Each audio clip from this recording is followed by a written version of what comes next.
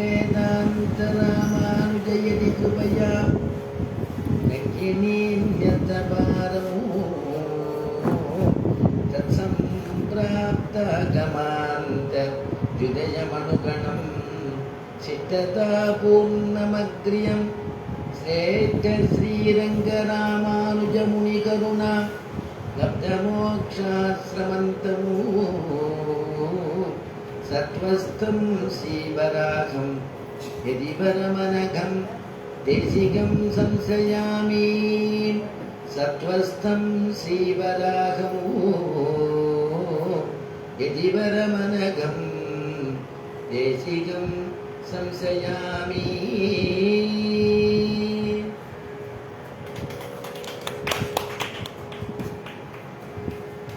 वेदान्तलक्ष्मणमुनीन्द्रं कृपार्थबोधं तत्पादयुग्मसरसीरुह भृङ्गराजं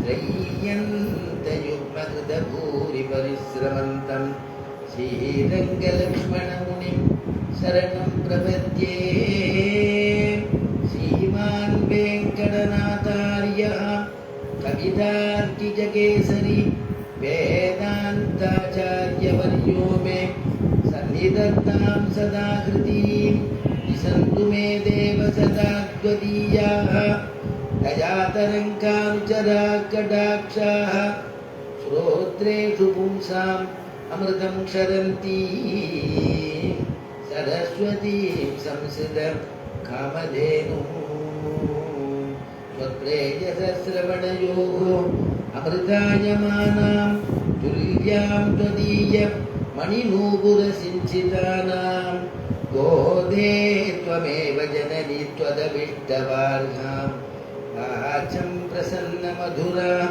मम संविदेही वन्दे वृन्दावनचरं पल्लवी जनवल्लभं जयन्ती सम्भवन्दाम वैजयन्ती विभूषणमो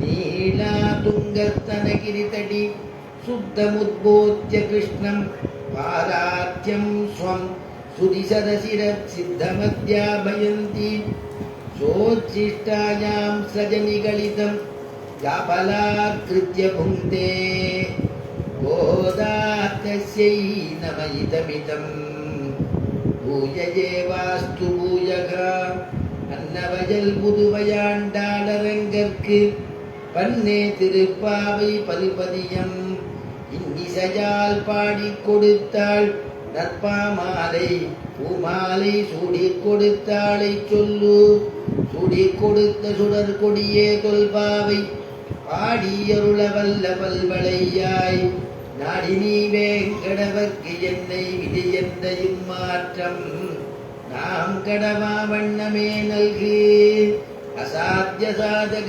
சுவாமின் அசாத்தியம் தவ கிம்பத ராமதூத கிருபா சிந்தோ மத்காரியம் சாதய பிரபோ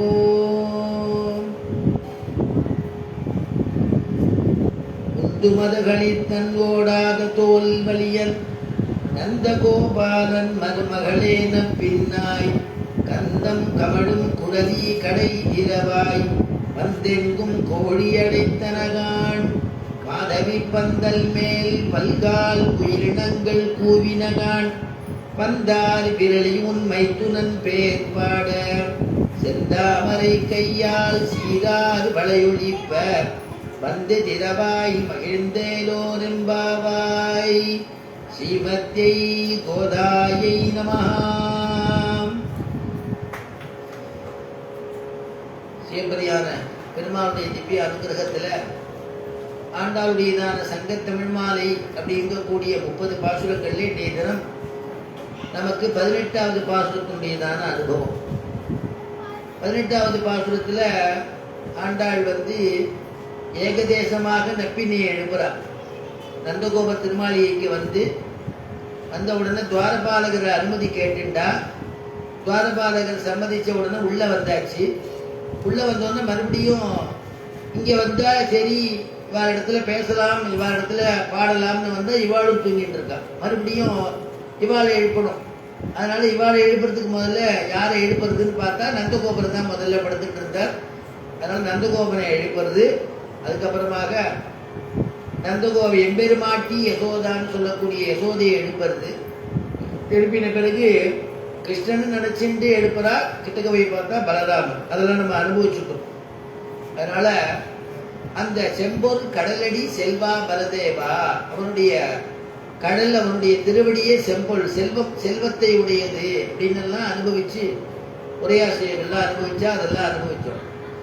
இந்த பாசுரத்துல ஏகதேசம் நப்பின்னைய எழுப்ப போறா, உணர்த்த போறா. 18வது பாசுரத்துல பிரணவத்துக்கு எப்பொழுதும் 3 அக்ஷரங்கள் சேர்ந்தா பிரணவத்தை கொடுக்கும். ஆனான்னு சொல்றோம் இல்லையா, ஆ ஊ ம 3 சேர்ந்தாக்க பிரணவ சப்தத்தை கொடுக்கிறது.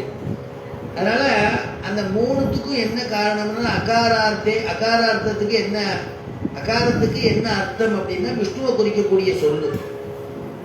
அதே மாதிரி உகாரம் அப்படிங்கிறது பிராட்டி லட்சுமியை குறிக்கக்கூடிய சொல்லு. மகாரம் அப்படிங்கிறது ஜீவனை குறிக்கக்கூடிய சொல்லு. அதனால இங்க யாரை புருஷகாரமா அடையணுமோ ஆண்டாள் நப்பின்ன மூலமா தானே கிருஷ்ணனை சரணாகதி பண்ணணும், கிருஷ்ணனை கேட்கணும். அதனால நப்பின்னை இடத்துல சரணாகதி பண்றதுனால நப்பின்னையை முதல்ல எழுப்புறாள். அதனால இந்த பாசுரம் ஆரம்பிக்கச்சேயே பூனாவில் ஆரம்பிக்கிறார். முதல் பாசுரத்துல இதுக்கு முன்னாடி சொல்லும் பொழுது அம்பரமே தண்ணீரே அகாரார்த்தே விஷ்ணு அற்புதமா நம்ம அனுபவிச்சோம். அம்பரமே தண்ணீரே சோரை அறிஞ்சையும் எம்பெருமா நந்தகோபாலா அப்படின்னா நந்தகோபாலன்னா கண்ணனையே உணர்த்துற மாதிரி அனுபவிச்சோம். 3 விதத்துல அது ஒரு விதமா அனுபவிச்சோம். அப்ப அகாரார்த்தே விஷ்ணுன்னு சொல்லும்படியா கிருஷ்ணன் நினைச்சுட்டு எழுப்புறா. கிருஷ்ணன் தானே மனசுல நினைச்சுட்டு இருக்கா. இந்த இடத்துல பார்த்தாக்க பிராட்டிய உணர்த்தணும் அப்படிங்கிறதுக்காக அதுல விஷ்ணுஹூ ஆயிடுத்து. இங்க உகாரார்த்தே பிராட்டி லட்சுமி. அதனால இங்க உகாரார்த்தத்துல பாசுரமே ஆரம்பிக்கிறா. பூனாவில் தான்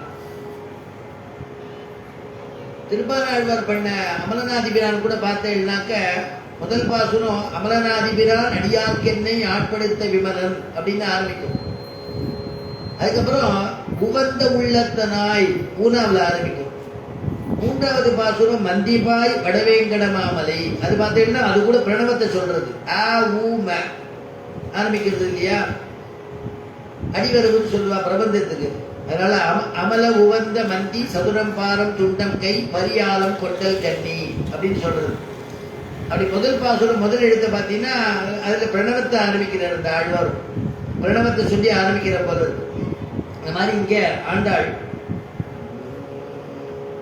உந்து மத கழித்தல் ஓடாத தோல்வலியல் உந்து மத கழித்தல்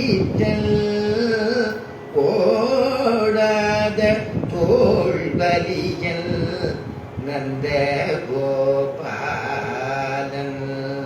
மருமகளே நப்பின்னாய் நந்த கோபாலன் மருமகளே நப்பின்னாய் உந்து மதகளித்தல் ஓடாத தோல்வலியல் அப்படின்னு ஆரம்பிச்சான். அதுக்கு உரையாசிரியர்கள்லாம் 2 விதமான அர்த்தத்தை பண்றா.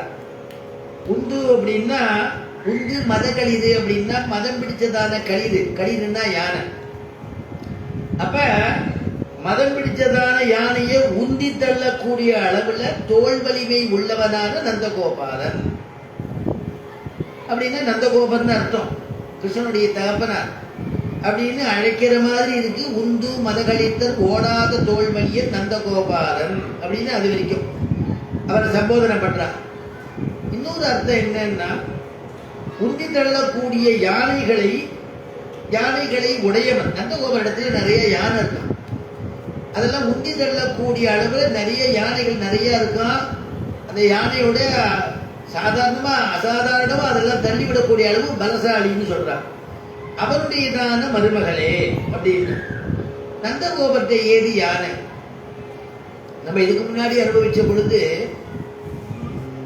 கீழ்வானம் வெள்ளென்று எருமை சிறு வீடு கீழ்வானம் வெள்ளென்று எருமை சிறு வீடு மேய்வான் பரந்தன காண்பிக்குள்ள பிள்ளைகளும் கீழ்வானம் வெள்ளென்று எருமை சிறுவீடு அப்படிங்கிற பாசுரத்துல எருமைகள் எப்படி இருந்ததுன்னு நம்ம கேட்கும் பொழுது ஒரே ஆசிரியர்கள் அனுபவிக்கிறார்.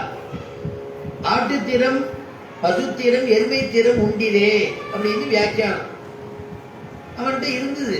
எருமை மாட்டுகள் நிறைய இருந்தது, பசு மாடுகள் நிறைய இருந்தது, ஆட்டுத்திறம் இருந்தது. அப்ப யானையை சொல்லலையே, யானை எப்படி இவனுக்கு இருந்தது? நந்தகோபுரத்தை எப்படி யானை இருக்கும் அப்படின்னா, யானை வசுதேவத்தையே யானை இருந்துதான். நம்ம பெரியாழ்வார் அனுபவிக்கும் பொழுது மத்த களிற்று வசுதேவர் தம்முடை மத்த களிற்று வசுதேவர் தம்முடை சித்தம் பிரியாத தேவகி தன் வயிற்றில் மத்த களிற்று வசுதேவர் தம்முடை. மத்த களிறுனா இந்த மாதிரி மதம் பிடித்ததான யானைகள் களிறு நிறைய இருந்துதான் வசுதேவத்தையே. அதனால என்னாச்சா, கிருஷ்ணன் இங்க அவதரிச்ச கோகுலத்துல ஆயர்பாடியில அவதரிச்ச உடனே அத்தனை யானைகளும் கண்ணனோட விளையாடுறதுக்காக வந்துட்டான். அதனால வசுதேவத்தையே இருந்து வந்ததுங்கிறார். அதனாலதான் ஆண்டாலும் தனக்கு கல்யாணம்னு சொல்லும் பொழுது கனாக்கண்டேன்னு சொல்லும் பொழுது வாரணமாயிரம் சூழவனம் செய்து நாரணன் நம்பி நடக்கின்றான் என்றெதில் காரணம் 1000 சூழவனம் செய்துங்கிறார். ஒரு யானை 2 யானை இல்ல, 1000 யானை வருதுங்கிறார். இதுல கனாக்கண்டேங்கிறா விஷ்ணு சித்தன் அவருடைய திருத்தோபநாட்டை சொல்றா ஆண்டாள். அதனால இங்க என்னன்னா யானை நிறைய இருக்கு அப்படி. அது மட்டும் இல்லாம மதக்களிறு போல உடையவனான நந்தகோபாலன் மருமகளே, மதக்களிறு போல இருக்கக்கூடிய உடையவனான நந்தகோபரே அப்படி இருப்பாராம், ஒரு களிறு போல இருப்பாராம். அந்த மாதிரி இருக்கக்கூடியவர் கிருஷ்ணனையே களிறு மாதிரி, கிருஷ்ணனையே யானை மாதிரி அனுபவிச்சிருக்கிற பெரியாழ்வார். தொடர் சங்கிலிகை சலார் பிலார் என்ன தூங்கு பொன்மணியொழிப்ப படுமும் மத புனல் சோர பாரணம் பையனின்று ஊர்வது போல். தொடர் சங்கிலிகை சலார் பிலார் என்ன, யானை நடந்து வந்ததுன்னா எப்படி இருக்கும் ரோட்ல ராஜனோட கொண்டு. அதனால குழந்தைகளும் பாப்பா, வயசானவாளும் பாப்பா, அந்த யானையை பார்த்துட்டே இருப்பா. அந்த யானை எல்லாரையும் மயக்கும், குழந்தைகளையும் ஆக்கர்ஷிக்கும், வயசானவாளையும் ஆக்கர்ஷிக்கும். அதனால அப்படிப்பட்டதான யானைகள், யானை போல என்னுடைய கண்ணன்கிற பெரியாழ்வார். தொடர் சங்கிலிகை சலார் பிலார் என்ன அந்த மணி சப்தம் கேட்கறதுதான். தூங்கு பொன் மணி ஒழிப்ப படுமும் மதப்புணல் சோர பாரணம் பையன் என்று ஊறுவது போல். யானை எப்படி ஊர்ந்து வருமோ அந்த மாதிரி கண்ணன் அழகா அப்படி நட போட்டு வரானாம். 2 கையை அப்படி இது பண்ணிட்டு காலை மண்டி போட்டு குழந்தை கண்ணன் அவ்வளவு அழகா வரானாம் அப்படின்னு அனுபவிக்கிறது. அப்ப என்னன்னா யானை மாதிரியே கிருஷ்ணனை அனுபவிக்கிறார். அதனால அந்த அப்படி சொல்லி அந்த யானைகள்லாம் வச்சு உண்டக்கூடிய பலவானான தோல் வலிமை உடையதான நந்தகோபன் மருமகளே நப்பின்னாய். அப்பேற்பட்ட ஒரு பெருமை உடையதான நந்தகோபருடையதான மருமகள் நப்பின்னாய் அப்படின்னு கூப்பிடுறான். யசோதையினுடையதான சகோதரனுக்கு பேரு கும்பன் பேர். கும்பனுடைய மகள் தான் நப்பின்னை. கும்பன் மகளேன்னு சொல்லியிருக்கலாமே. ஆண்டாள் சொல்லும் பொழுது நந்தகோபாலன் மருமகளேன்னு சொல்ல வேண்டிய பிரகரணம் என்னன்னா, சாஸ்திரம் சொல்றது ஒரு நம்மாக்கக்கூடிய ஒரு பெண் குழந்தைக்கு கல்யாணம் பண்ணிட்டோம் அப்படின்னா புக்காத்தினுடைய பெருமையை தான் அவ காப்பாற்றணும் முதல்ல. அதனால போன இடத்துல புக்காத்து பெருமையை தான் சொல்லணும். என்ன யாருமா நீ அப்படின்னா, எங்க அப்பா மாயவரத்தில் இருக்கார், எங்க அப்பா நான் பண்றதுக்கு அவ சொல்றதை விட நான் இன்னொருடைய நாட்டு பெண்ணு சொல்லணுமா. அதுதான் விசேஷமா. அது எங்க நமக்கு தெரியறது? யாராவது காமிச்சிருக்காளா அப்படின்னா, சீதையின் இடத்துல சீதை அசோகவனத்தில் இருக்கும்பொழுது நம்முடைய ஆஞ்சநேயர், அம்மா நீங்க யாருன்னு எனக்கு தெரியலையே. சீதை இடத்துல பேசும்போது ஆஞ்சநேயர் கேட்கிறார், நீங்க யாருன்னு தெரியலையே. பதிவிரதா ரத்னம்ங்கிறது தெரியறது. ஏக்கவேணி தரையாக இருக்க, ஒரே வஸ்திரத்தை சாத்தின்னு இருக்க, கண்கள்லேருந்து தண்ணீர் மல்கிறது, கண்ணீர் மல்கி வஸ்திரங்கள் புடவை எல்லாம் நனைஞ்சிருக்கு, சோகமான முகம் தோன்றது. நான் தேடி வந்த ஒருவேளை ராமபத்தினியோ நீங்க, எனக்கு இன்னாரு தெரியலையே, இன்னார் என்றறியே அப்படின்னு ஆஞ்சநேயர் கேட்கிறார் பிராட்டியின் இடத்துல வணக்கத்தோட. அப்ப பிராட்டி சொல்லக்கூடிய வார்த்தை, நான் ஜனகனுடைய பெண்ணு அப்படின்னு சொல்லல. ஸ்ருஷா தசரத சியாகம். ஸ்ருஷா அப்படின்னா மாட்டு பெண் அர்த்தம், நாட்டு பெண், மாட்டு பெண். ஸ்ருஷான்னா நாட்டு பெண் அர்த்தம். தசரத சியாகம், தசரதனுடையதான நாட்டு பெண்ணு சொன்னாலும்.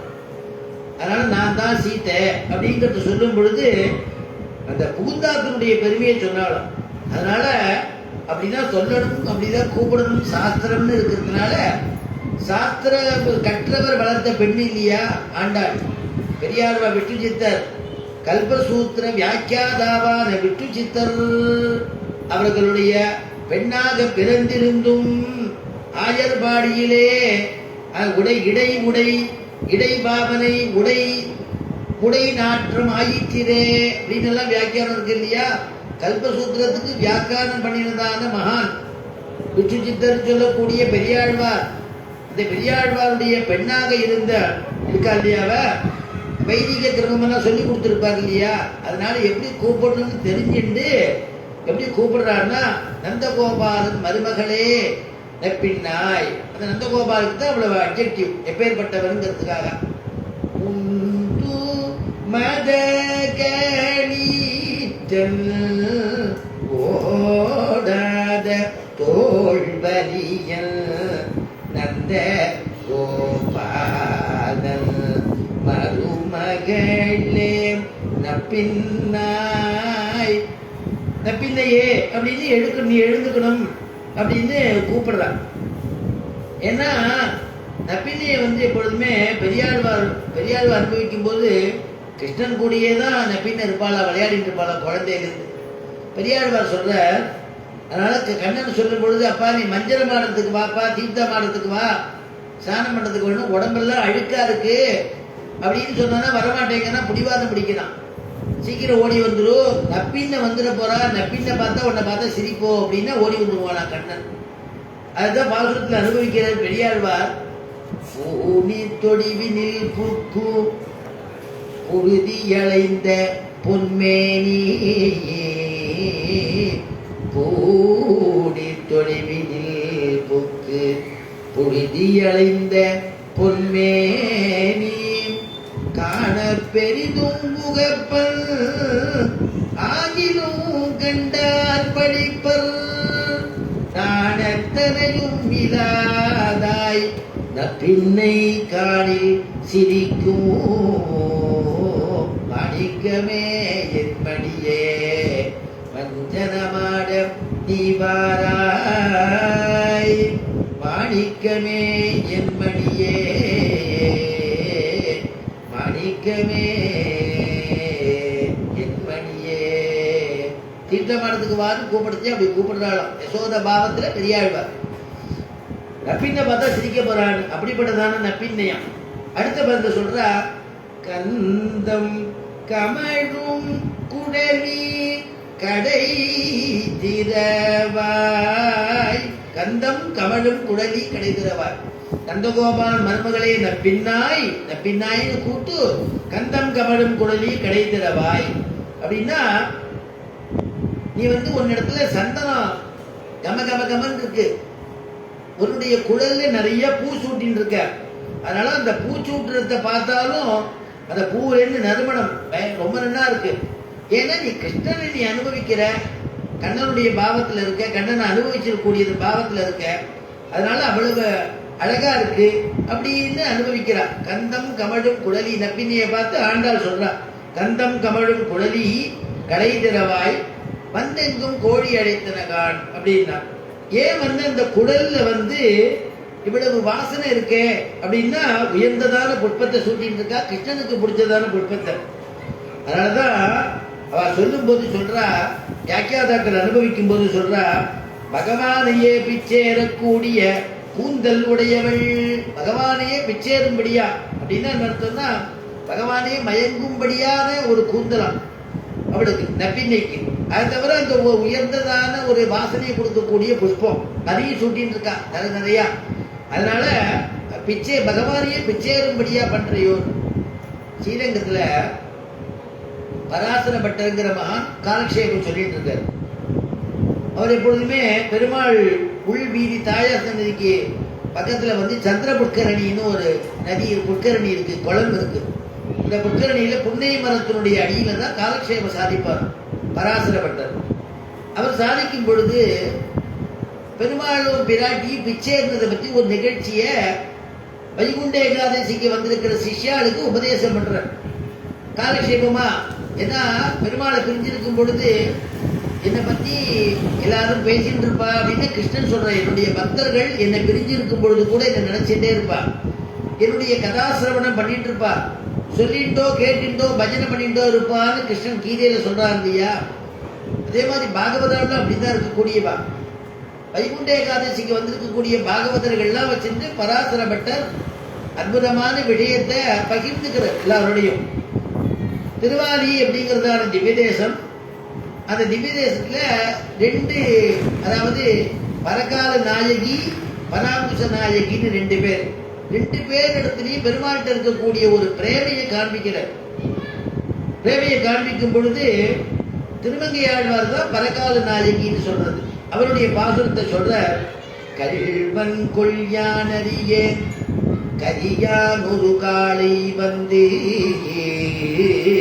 பள்ளி மருங்கொள் எந்தன் மடமாளினை போதவென்று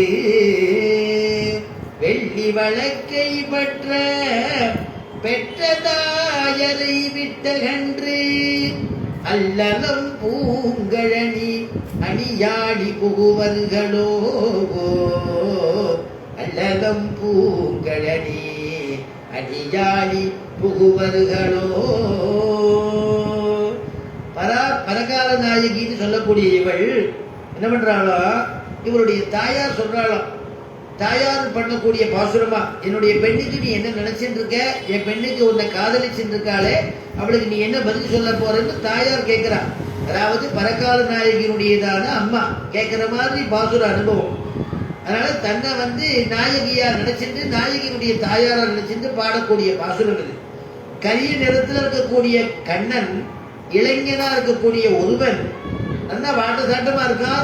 கல்வன் பேர் போட்டான். கல்வன்னா திருடன். ஏன்னா அவன் எல்லாத்தையும் திருடக்கூடியதான கண்ணன்.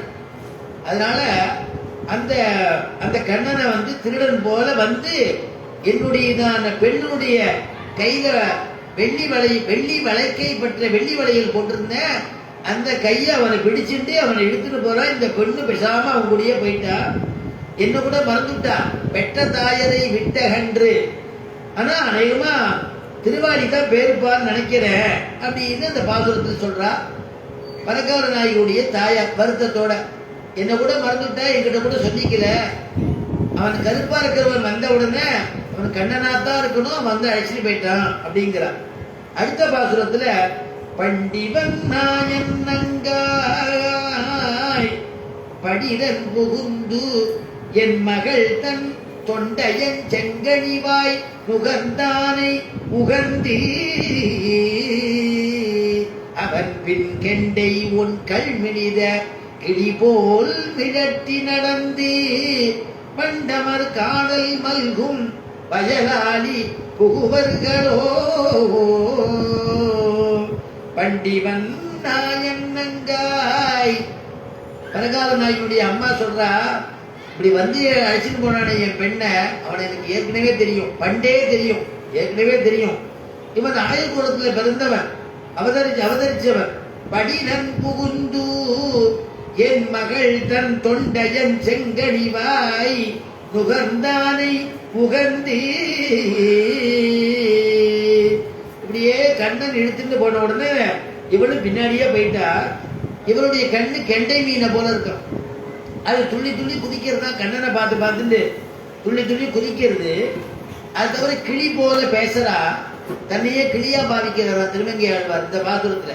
கிளி போல பேசுறா, கிளி போல பேசிட்டு இப்படியே ரெண்டு பேரும் சேர்ந்து போனா அநேகமா திருவாரி நகருக்குள்ளதான் நுழைஞ்சா போய் சேர்ந்திருப்பான்னு நினைக்கிறேன் அப்படின்னு பாசுரம் பண்ணினாராம். அப்படின்னு பாசுரம் பண்ணியிருக்கார் திருமங்கை ஆழ்வார். அடுத்த நாயகியை பத்தி பராசரப்பட்டர் காலக்ஷேபத்தை சொல்றார். பராங்குச நாயகி அப்படின்னு இவள் நம்மாழ்வார்னு திருநாம். இவருடைய விஷயத்தை சொல்லும் பொழுது உண்ணும் சோறு பருகு நீர் தின்னும் வெற்றிலையும் எல்லாம் கண்ணல் எம்பெருமான் என்றென்றே கண்கள் நீர் மல்கி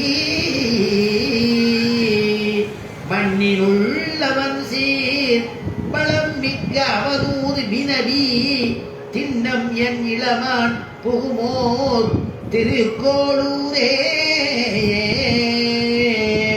உண்ணும் சோறு பருகு நீர்.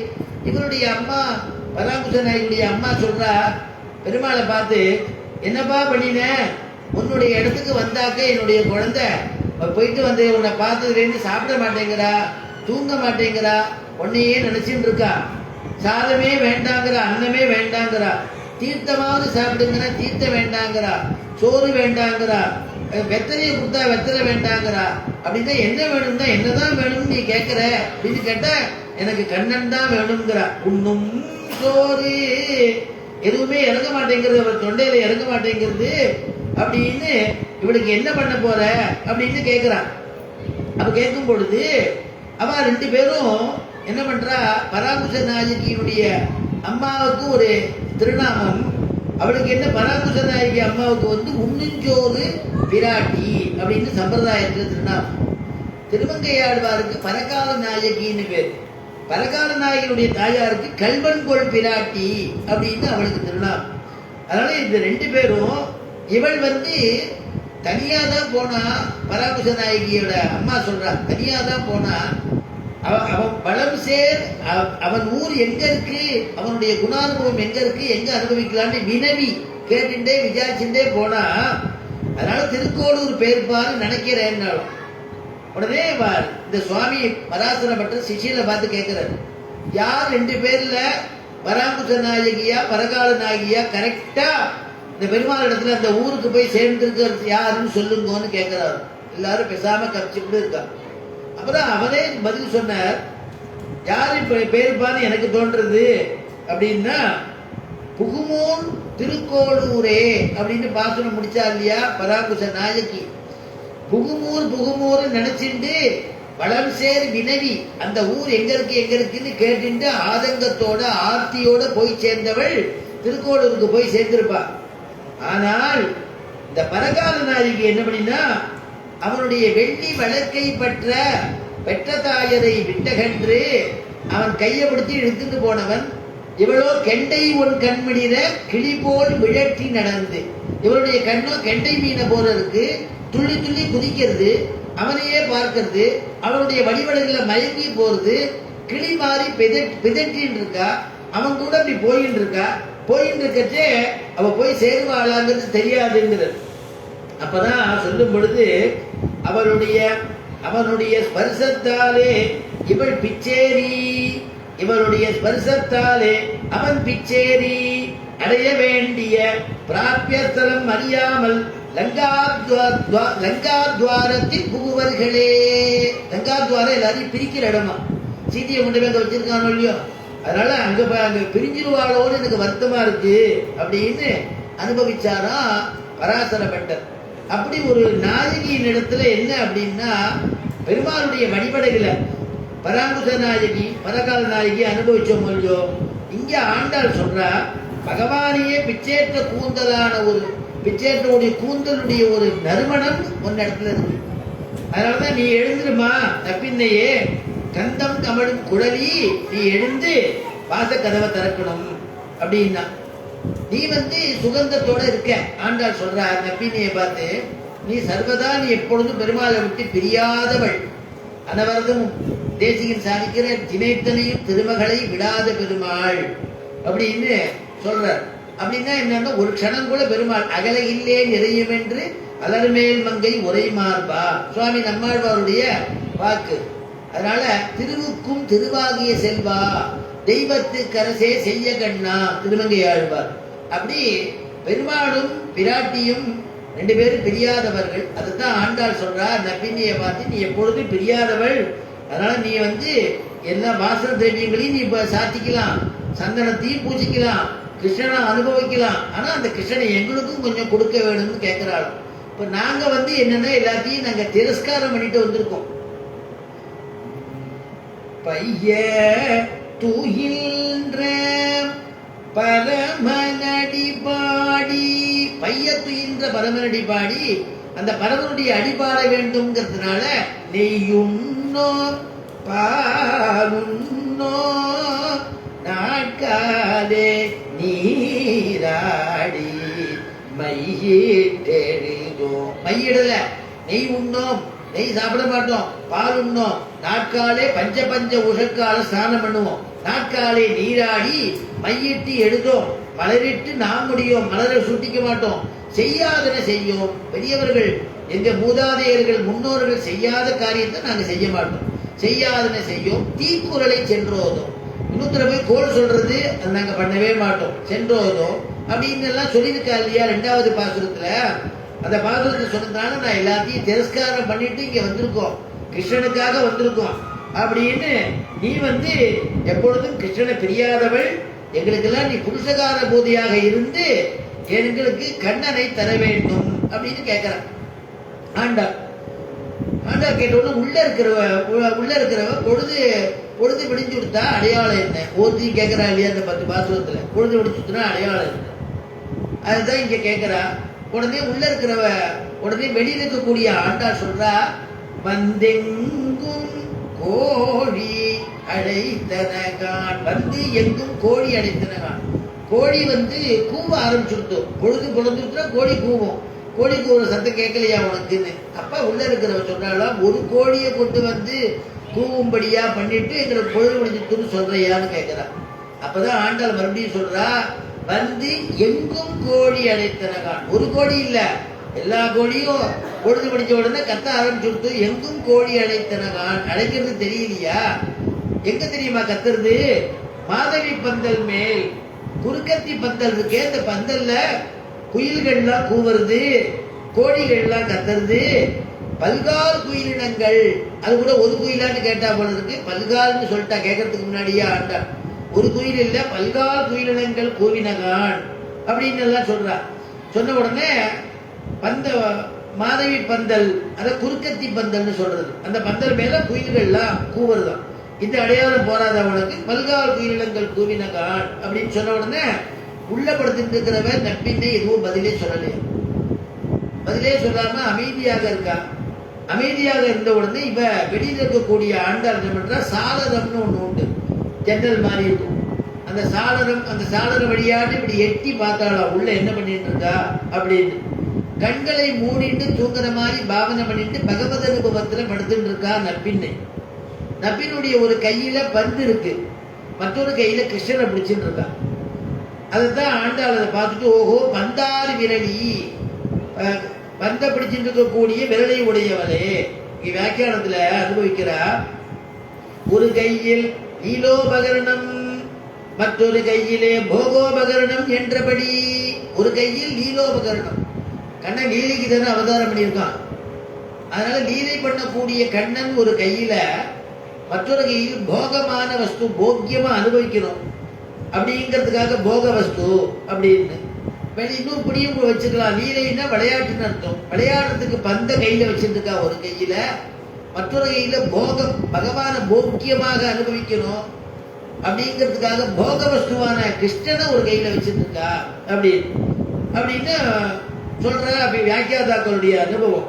உன் மைத்துனன் அப்படி கூப்பிடுறா, வந்தாரி விரலி உன் மைத்துனன் பெயர் பாட. மைத்துனன்னா கணவன் அர்த்தம். அதுக்கு சொல்லும் பொழுது ஜாதி பேச்சு அப்படின்னு எழுதிட்டான். அவள் மைத்துனன் மச்சான் கூப்பிடுறா இல்லையா, மைத்துனன், அதெல்லாம் ஜாதி பேச்சுன்னு எழுதிட்டான். அதனால உன் மைத்துனன் பெயர் பாட, உன்னுடையதான கணவனான கண்ணனுடைய பெயரை பாடணும், பஜனை பண்ணணும், அதனால நீ எழுந்து வா அப்படின்னு அங்கேருந்து உள்ளே வெளியிலேருந்து கூப்பிடுறாள். உடனே செந்தாமரை கையால் சீரார் வளையொலிப்ப வெளியில இருக்கிறவ சொல்றா, அம்மா நீ நாங்கள் இத்தனை தடவை கூப்பிடுறோமே, உன்னுடையதான செந்தாமரை கையால் சீரார் வளைக்கு ஒரு சீர்மை உண்டான். வளைக்கு என்ன சீர்மைன்னா பஞ்ச இந்திரியங்களுக்கும் உணர்வு அளிக்க வேண்டும் என்றபடி. 5 இந்திரியங்கள் இருக்கு இல்லையா, கண் காது சொல்றோம், மூக்கு செவி தொடு உணர்ச்சி, இந்த பஞ்ச இந்திரியங்கள் இருக்கு இல்லையா, அந்த பஞ்ச இந்திரியங்களுக்கும் என்ன பண்ணணும்னா ஒரு வேலை கொடுக்கிற மாதிரி, எண்ணுவது சிந்தை, இடுவது தண்டம், பண்ணுவது பிரபத்தி, இடப்பது சம்சாரம், கிடைப்பது பரமபதம் அப்படின்னு சொல்லுவா காலக்ஷேபத்துல. எண்ணுவது சிந்தை, மனசுன்னு ஒண்ணு இருந்ததுன்னா பெருமாளை எண்ணணும், பகவானை பாடணும், இந்திரியங்கள் அங்கங்க அலையாம இருக்கணுங்கிறதுக்காக. அதுதான் தொண்டைப்படி ஆழ்வார் சொல்லும் பொழுது, காவலில் புலனை வைத்து கலிதன்னை கடக்க பாய்ந்து, காவலில் புலனை வைத்து கலிதன்னை கடக்க பாய்ந்து, நாவலிட்டு உடிதருகின்றோம் நமந்தமர் தலைகள் மீதே, மூவுலகுண்டு விழுந்த முதல்வானின் நாமம் கற்ற, மூவுலகுண்டு விழுந்த முதல்வானின் நாமம் கற்ற, ஆவலி புடமை கண்டாய் அரங்கமான கருளானே. மூவுலகுண்டு விழுந்த காவலில் புலனை வைத்திருந்தான். புலன்கள்லாம் காவல்ல வைக்கணும் அப்படின்னா நம்ம எவ்வளவுக்கு அடக்கிறோமோ அவ்வளவுக்கு மீறும். அந்த புலன்கள்லாம் வேற எதையோ பார்க்கறத பெருமாள் பார்க்க முடியாது திருப்பணும், வேற ஏதோ விஷயம் கேட்கச்சே பகவத் விஷயம் கேட்க முடியாது திருப்பணும். அப்படி பண்ணினா ஒண்ணும் பண்ணாது, அடக்கினோன்னா தான் வேற வழியில போகும், ஜாஸ்தியாகும். அதனால இங்க என்ன சொல்றா, பஞ்சேந்திரியங்களுக்கு விருந்துங்கிறா. எண்ணுவது சிந்தை சொன்ன இல்லையா, மனசுன்னு ஒண்ணு இருந்ததுன்னா மனசுனால பெருமாளை தியானிக்கணும். இடுவது தண்டம், சேவிக்கணும்னா பெருமாளை சேவிக்கணும், சாட்டாகமா சேவிக்கணும். இடுவது தண்டம், தண்ட பிரணாமவத்துன்னு சொல்றாரு இல்லையா. அதனால இடுவது தண்டம், பண்ணுவது பிரபத்தி. பெருமாள் இடத்துல பண்றச்சு, அப்பா நீ தான்ப்பா எனக்கு, என்னால உன்னை இடத்துல வர்றதுக்கு எனக்கு எந்த விதமான யோக்கியதும் இல்லை, கைமுதலற்ற தன்மை, ஆகிஞ்சன்யத்துவம், அனன்யகதித்துவம். பெருமாள்கிட்ட விஞ்ஞாபிச்சுக்கணும், நான் நிறைய பிழை பண்ணியிருக்கேன் அப்படின்னு கண்கள்னால பண்ணின பாவத்தை நினைச்சு அழணும். அழுதுட்டா பெருமாள் நம்மளை ஏற்றுருவார். உண்மையா அந்த பாவத்தோட பண்ணணும். அது பண்ணுவது பிரபத்தி. இந்த பிரபத்தி பண்ணிண்டா என்ன ஆகும், இடப்பது சம்சாரம். சம்சாரம்ங்கிறதான மறுபடியும் புனரபி மரணம், புனரபி ஜனனம், புனரபி மரணம் இல்லையா ஆதிசங்கர பகவத் பாதம். அந்த மாதிரி மறுபடியும் பிறக்கிறது இறக்கிறது அப்படிங்கிற ஒரு சுழற்சியிலேருந்து விடுபட்டு மறுபடியும் பிறக்காதபடிக்கு சர்வதா ஆனந்தத்தை அனுபவிக்கும்படியா மறுபடியும் பிறக்காத ஒரு லோகம் வைகுண்டம்னு சொல்றோமே அங்க போய் இருக்கிறது. அதனால அந்த மாதிரி சம்சாரம் நமக்கு மறுபடியும் சம்சாரம் சித்திக்காது. அதனால இழப்பது சம்சாரம், கிடைப்பது பரமபதம் அப்படின்னா. அதனால அப்படிப்பட்டு இந்த அதே மாதிரி இங்க ஆண்டாள் சொல்றா, 5 இந்திரியங்களுக்கும் வேலை கொடுக்கிற மாதிரிங்கிறார். ஏன்னா மூக்குன்னு இருக்க, மூக்கு என்ன வேலை அப்படின்னா, அவ சந்தனம் பூசிட்டுக்காலியோ நப்பின்ன கம கம கமன்னு சந்தனம், அந்த சந்தனத்தை நுகரணும். பெருமாள் சம்பந்தம், பெருமாள் பிராட்டியினுடைய சம்பந்தமான சந்தனத்தை நுகருதல், பெருமாள் திருவடியில் சேர்ந்த துளசியை நுகர்றது, இதெல்லாம் அந்த இந்திரியங்களுக்கு ஆகாரம். சரி, அப்புறம் கண்ணு எதுக்குன்னா அவனுடைய திருமேனியை சேவிக்கிறது. வடிவழகாலும் வாத்சல்யத்தாலும் அமானுஷ்ய லீலையாலும் கிருஷ்ணாவதாரத்தை ஒத்திரிக்கையாலே அனுபவிக்கிறார் இல்லையா. வடிவழகாலும் பெருமாளுடைய வடிவழகு எப்படி அழகா பெருமாள் நிற்கிறார். மின்னு நூலும் குண்டலமும் மார்பில் திருமருமும் மண்ணு பூணும் 4 தோளும் வந்து எங்கும் நின்றுடுமேன்னர் சுவாமி நம்மாழ்வார். பெருமாளை பார்க்கும் பொழுது மகர குண்டலம் இருக்கு இல்லையா, மின்னு நூலும் குண்டலமும், மின்னக்கூடியதான பூணூர் ஜம்முன்னு பெருமாள் தரிசிட்டு இருக்கார். மின்னு நூலும் குண்டலமும் மார்பில் திருமருவும், தாயாருடைய பக்ஷஸ்தலம், தாயார் இருக்கிற இடம் தெரிகிறது. மார்பில் திருமருவும், மண்ணு பூணும் 4 தோளும், நான்கு சதுர்புஜம், 4 தோள் பெருமாளுக்கு நமக்கு சதுர்வீத பல புருஷார்த்தத்தை கொடுக்கறதுக்காக 4 திருத்தோள்கள். சதுர்ணாம் புருஷார்த்தானாம் தாதா தேவோ சதுர்புஜா அப்படின்னு வாக்கியம். 4 திருத்தோள்கள் எதுக்கு பெருமாளுக்கு? அறம் பொருள் வீடு இன்பம் 4த்தையும் 4 திருக்கையால் அள்ளி கொடுப்பானாம். அலம்புரிந்த நெடுந்தடக்கை அமரர் வேந்தென்கிற திருமங்கையாழ்வார். அவருடைய கை வள்ளலாம், அவருடைய குணம் வள்ளலாம், அவருடைய மனம் வள்ளலாம். அதனால அப்படி இருக்கக்கூடிய திவ்யமான திருவேணி அவனுடைய இதான ரங்கநாதன் சேவிக்க போனோம்னா கவித்த முடியும். அவனுடைய இதான திவ்யமான திருமுடியை சேவிக்கிறோம். அதுக்கப்புறம் என்னன்னா வைத்த அஞ்சல் என்ற கையும் அவனுடைய அப்படியே கவலைப்படாதன்னு சொல்றது கை வச்சிருக்கானே அந்த திருக்கையை சேவிக்கிறோம். அபயகஸ்தம் சொல்றோமே அதை சேவிக்கிறோம். வைத்த அஞ்சல் என்ற கையும் ஆசன பத்மத்திலே அழித்தின திருவடியுமே நமக்கு தஞ்சம். ஆசன பத்மத்திலே பத்மாசனத்து மேல பத்மத்து மேல அப்படி நின்றுட்டு இருக்கானே நம்பெருமாள், அந்த திருவடிதான் நமக்கு தஞ்சம். இது பூர்வாச்சாரியாலாம் சொன்னா இல்லையா? அதனால அவனுடைய வழிபடக சேவிக்கிறது கண்கிற இந்திரியத்துக்கு ஆகாரம், காதுங்கிற இந்திரியத்துக்கு ஆகாரம். அப்படி எது அப்படின்னா பெருமாளை நினைச்சு கதாசிரவம் நம்ம பண்றேல, நல்ல விஷயங்களை காதால கேட்கிறேல, பஜனை பண்ணினா காதால கேட்கிறேல, அந்த மாதிரி அந்த இந்திரியங்களுக்கு காதுங்கிற இந்திரியங்களுக்கு பகவத் சம்பந்தமான விஷயம் ஆகாரம், அது காதுக்கு. அதுக்கப்புறமா இந்த இடத்துல என்ன சொல்றா, சீரார் வளையொலிப்பேர் சொன்னா இல்லையா, அந்த நப்பின்னைக்கு கை நிறைய வளைய சாத்திட்டு இருப்பாள். அந்த வளையல் ஒளி கேட்கறது, அந்த ஓசை, அந்த ஓசை தான் காதுக்கு ஆகாரம்ங்கிறாங்க. ஏன்னா பிராட்டி இல்லையா, பிராட்டியுடைய வளையல் இல்லையா அது, அதனால வளையலுடைய ஓசை கேட்கறது. ஸ்பர்சம் கதவை நீனே திறக்கணும் அப்படிங்கிறது ஸ்பர்சம். ஸ்பர்சம்னா தொடருதுன்னு அர்த்தம். அவளே தொட்டு கதவை திறக்கணும், இந்த கதவை எனக்கு திறக்க தெரியல, நீனே திறந்து விடு, கடை திறவாய் அப்படின்னு பிரார்த்திக்கிறான். இந்த வலை எப்பேற்பட்ட வலையா, நப்பின்னிட்டு இருக்கக்கூடிய வலை எப்பேற்பட்ட வலையா, வியசனம் அறியாத வலைங்கிற, விஸ்லேஷம் வியசனம் அறியாத வலை என்றபடி பெருமாளை விட்டு பிரிஞ்சு இருந்தா வலையெல்லாம் நழுவி கீழே விழுந்துருவோம். பெருமாளோட சேர்ந்து இருக்கும் பொழுது கடலாத வளையம். நப்பின்னைக்கு எல்லாம் எப்போதும் பெருமாளோட சேர்ந்தே இருக்கா இல்லையா, அதனால கடலாத வலை அப்படிங்கிறார். சரி, கடலாத வலை சரி. இப்போ ஆண்டாளுக்கு சொல்றா எங்களுக்கு எல்லாம் கடல்கின்ற வலைங்கிறார். கழண்டு போயிடுறது என்ன, கிருஷ்ணனை நாங்க பிரிஞ்சிருக்கோம், கிருஷ்ணனா பிரிஞ்சிருக்கிறதுனால வலையெல்லாம் கழண்டு போறதுங்கிறார். எப்பன்னா பெருமாளுடைய பாசுரத்தை சொல்றா, எழிலுடைய அம்மனை மீர் எல் நரங்கத்தின் நமுதர் குடலழகர் பாயழகர் கண்ணழகர் கொப்பூடில் எழுகமல பூவழகர் எம்மானார் என்னுடைய கடல் வளையை தாமும் கடல் வளையே ஆக்கினாரே. கடல் வளையை தாமும் கடல் வளையே ஆக்கினாரே. எழிலுடைய அம்மனை மீர், பெருமாளுடைய வடிவழக வர்ணிக்கிற ஆண்டாள் எப்பேற்பட்டதான அழகுள்ளவர். சுந்தர முகம் இல்லையா, இல்லையா, சௌந்தரராஜன் பெருமாளுக்கு பேரு, அழகுடையவன் அர்த்தம். சுந்தரராஜன் பேரு பெருமாளுக்கு, அழகுடையவன் அர்த்தம். அதனால எல்லா விதமான அழகும் ஒருங்கிணைத்து ஒரே இடத்துல கொட்டி கிடக்கும்.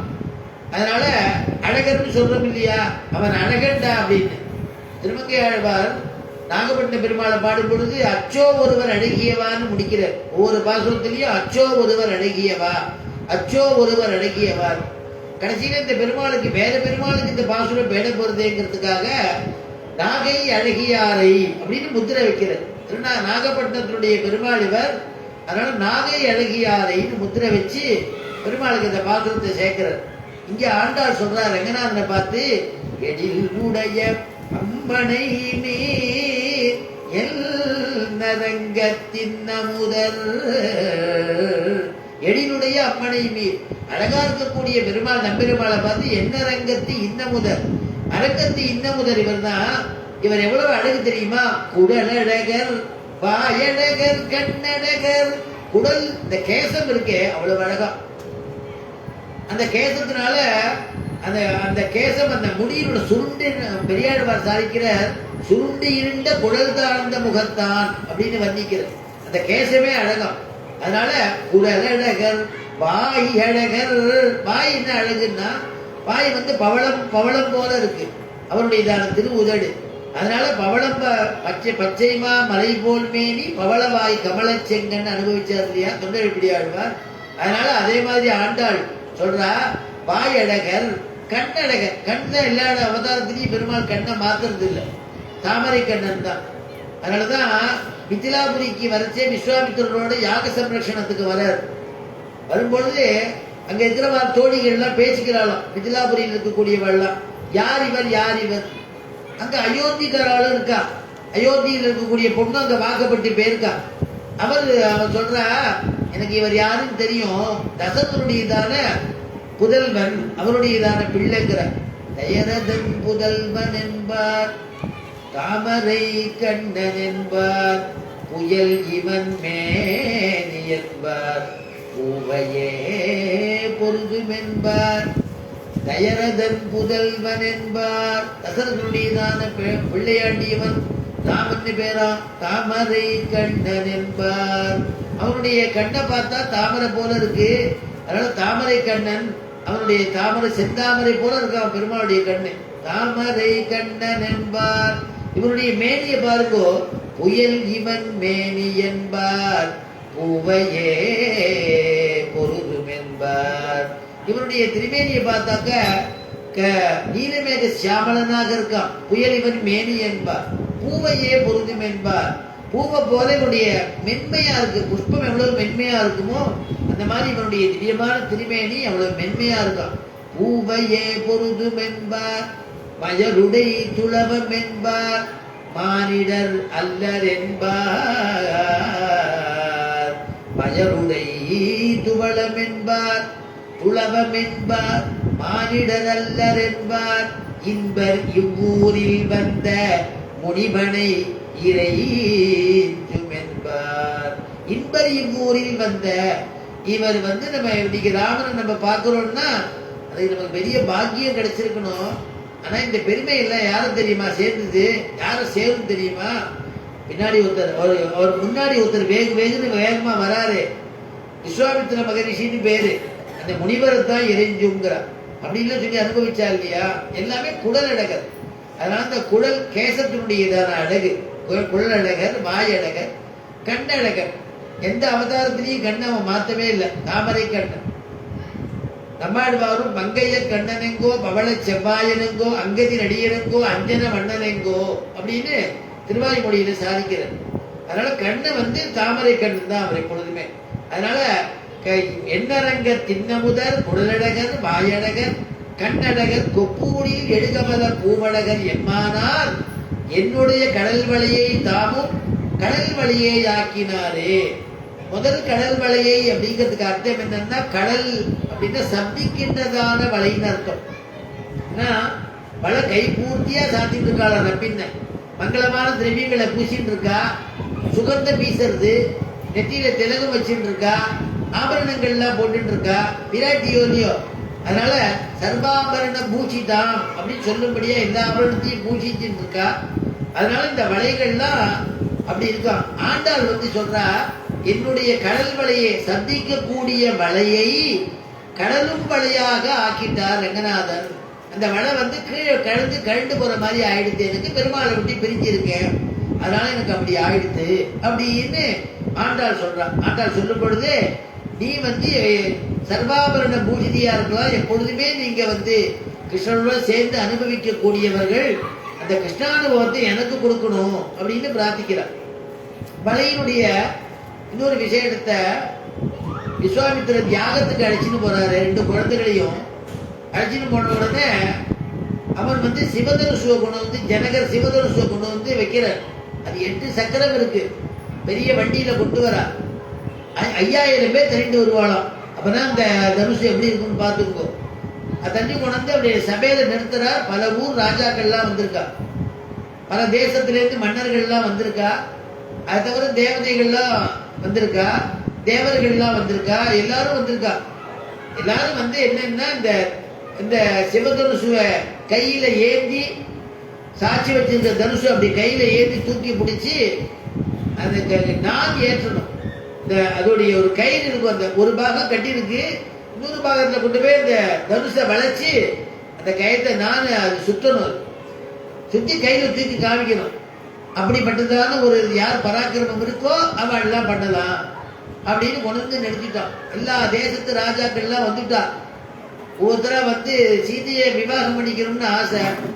ஆனா பெருமாள் பிராட்டி பெருமாளுக்கு தானே.